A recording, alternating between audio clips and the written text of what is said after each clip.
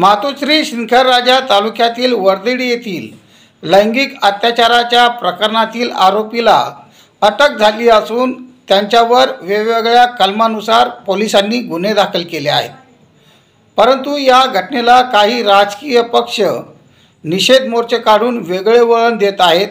या निषेध मोर्चाला वर्देडी ग्रामस्थ यांचा कोणाचाही सहभाग नाही अशा प्रकारचे आवाहन समाजबंधू ॲडव्होकेट प्रदीप सोनकांबळे यांनी लोकप्रश्न न्यूज महाराष्ट्राच्या माध्यमातून केले आहे।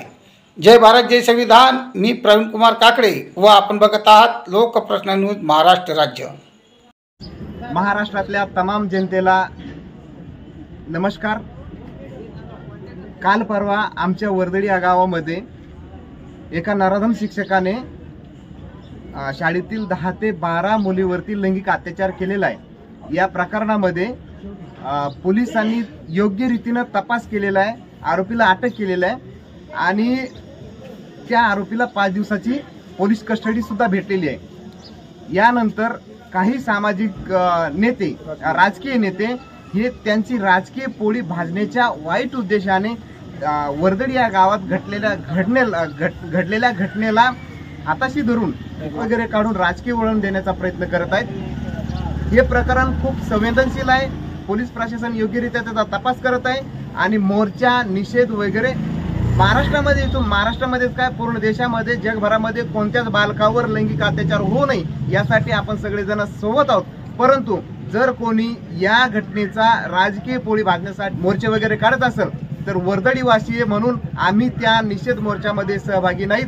आम्ही आरोपीच्या बाजूने नक्कीच नाहीत। आम्हाला आमच्या मुलीवरती झालेल्या अत्याचाराची कल्पना आहे, परंतु मोर्चे वगैरे काढून सामाजिक स्थैर्य याला धोका निर्माण होणार नाही यासाठी आम्ही अशा कुठल्याच मोर्चामध्ये कुठल्याच राजकीय मोर्चामध्ये वर्दडीवासी सामील नाहीत याची सर्व जनतेने नोंद घ्यावी आणि पोलीस प्रशासन योग्यरित्या तपास करत आहे। आरोपी अटक आहे, आरोपीला 5 दिवसाची पोलीस कस्टडी भेटलेली आहे। राहिला प्रश्न आरोपीला फाशी होण्याचा, तर मोर्चे काढून फाशी भेटत नाही हे वकील म्हणून मला माहित आहे। त्याच्यासाठी न्यायालयीन लढाई लढावी लागते आणि पीडितांच्या वतीनं आम्ही न्यायालयामध्ये लढत आहोत।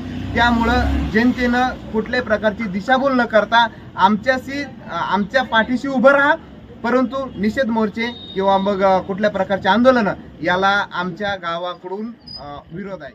हे सर्व